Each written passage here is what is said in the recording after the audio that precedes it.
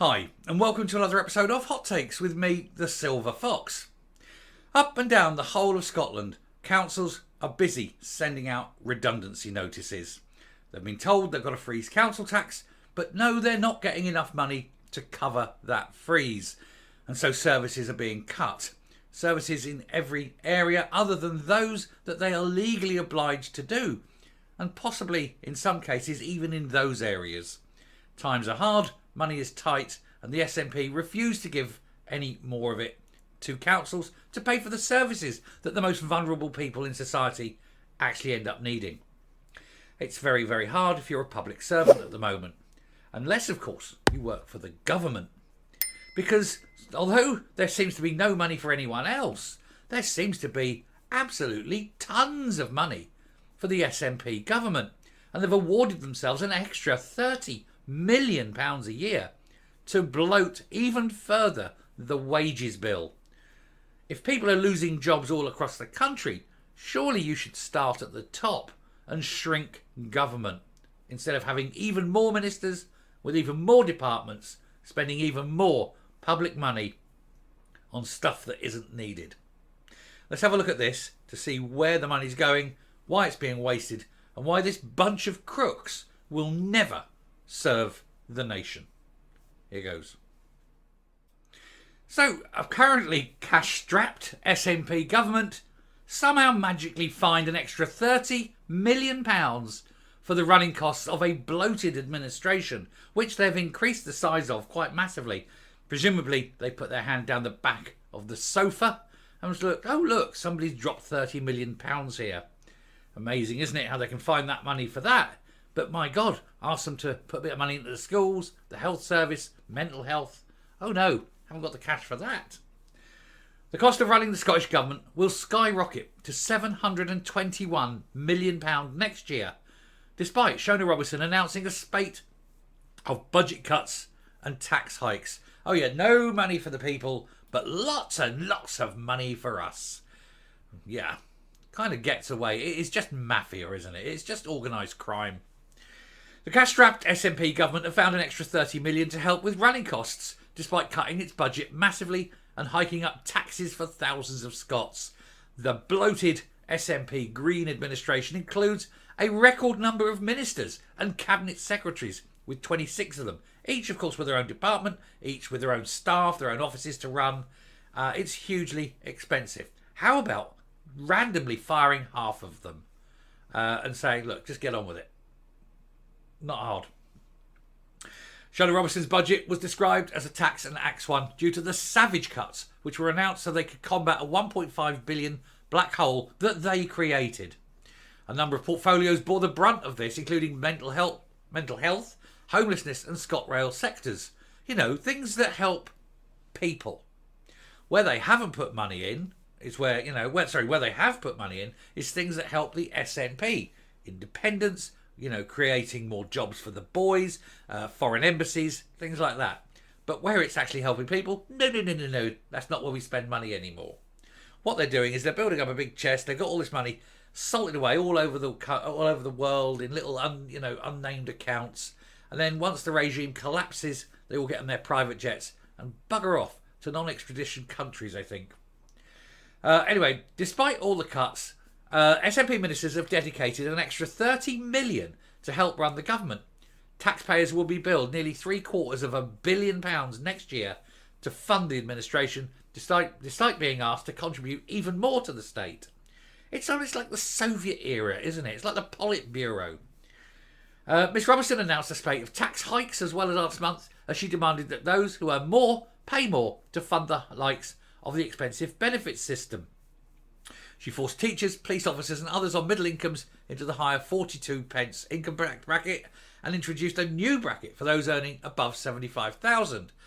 What will happen is that more and more people will leave Scotland, or at least arrange their affairs in such a way as to be increasingly more tax efficient.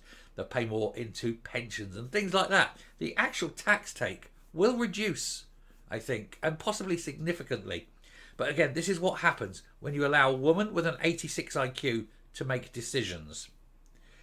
Anyway, Critics have claimed that this will deter high earners from moving to Scotland and ensure that businesses don't invest in the country. Also, why would you bother doing overtime if you knew that the government were going to take 70% of everything you worked for? It's hardly worth it, is it? If you're getting by, why put the effort in? And so all these professionals just won't do it. You're banging on the growth. You're hurting growth. You're hurting investment. But of course they don't see that, because all they look at is, if we put the taxes up, we'll make more money. That's not how it works. But then, hey, what do you expect? We know exactly that these people are very, very low intelligence. They have no idea. I've said it before and I'll say it again. What they don't see is the consequences of their decisions. And that is a sign that these people are actually, I think, mental. I think they are mentally retarded. Certainly in her case, she is most definitely mentally retarded. Miss Robinson's most high-profile budget cut was 200 million removed from the housing budget after Glasgow and Edinburgh councils warned of a homelessness emergency. Now, you're taking 200 million from a homelessness budget, creating even more pressure on people who are homeless. At the same time, you're attacking landlords, many of whom are getting out of renting properties. So there's even lower housing stock available for these people who can never buy a house. They absolutely require rental properties. But when you remove a lot of these rental properties, it means the ones that remain are higher cost.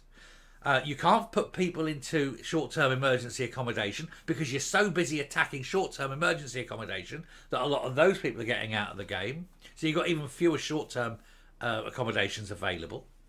It's almost as though it's deliberate. You're designing a whole society of homelessness. It's basically, you're creating homelessness, and homeless people die quicker.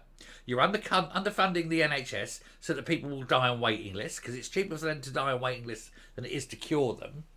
And so you're doing all this, I think, possibly to extract as much money as possible out of the system, salt it away, and then skedaddle once the regime collapses. Once the tanks are on your lawn, and you'll fly. Obviously, one or two will have to remain in the bunker, but most of them will skip South America, where the last lot went, after all, isn't it?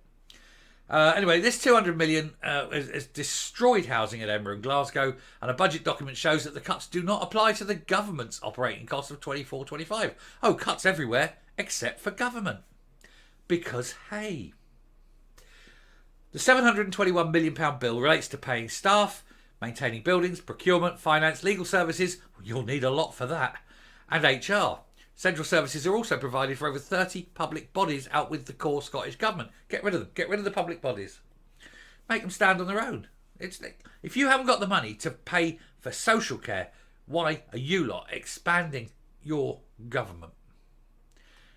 You must start your cuts at home. Cut your own cloth, you know what I mean? The total cost will rise from 691 this year to 721 next 12 months, and with so-called corporate running costs enjoying the biggest rise from 179 to 200 million. Now, corporate running costs, what they mean by that is, let's go on little jollies, let's send Angus abroad, let's all go to Dubai, let's all do this. It's taking the piss, really, isn't it? A Scottish Conservative spokesman told the Daily Record it is typical of the SNP's brass neck and skewed priorities at that as they slash spending on key public services and hike taxes on hard-working Scots, the cost of running the Scottish Government continues to rise. It shows contempt for the public that the SNP ministers responsible for the huge black hole in Scotland's finances have spared themselves the pain imposed on everyone else by Shona Robinson's disastrous budget. And then Jackie Bailey added, at the time when public services are in disarray and taxes are rising, people will understandably be concerned about the rising cost of the SNP Green government. People shouldn't have to pay more and get less. But under the SNP, that is inevitably the case. I do like Jackie, I must admit. She's one of the few. I do admire her. And she does tend to sum it up fairly well. I think she does have the finger on the pulse. She's one of the few, but, she's right. It is a piss take, and they are effectively stealing. They're paying themselves huge amounts of money in. Nobody knows. It's all unaccountable. Nobody knows where it's going. Billions missing, and they know the regime is failing. So they're just stocking up all the money and then ready to fly. is a criminal organisation. And that's why they're all married to each other and divorcing each other and marrying someone else, but all in there. You know, it's all in there. One falls, all fall. So they create this dynasty, a dynasty of disaster. Anyway, I shall stop there and she'll come up. But yeah, it's not going to get better, is it? There definitely seems to be a theme, doesn't there? Screw the people, just feather our own nests. The time is coming when there will be a reckoning. It will come very quickly. There is likely, almost definitely, an election soon, general election. More on that in another video coming, because there's another poll showing how bad it is going to be for Humza Yousaf and the SNP. But this reckoning cannot come soon enough. But if we can get enough SNP out, we can show them the door in 24. Because without that huge number of seats at Westminster, they have no money. We can bankrupt them. We can end the SNP. Not just for this election, but once and for all. Fantastic possibility. Anyway, I shall leave that there. Thank you very much for watching. Do please hit the subscribe button, ring the bell, leave a like, leave a comment. Please share the video. And until next time, stay safe, stay well, and I will speak to you later. Bye.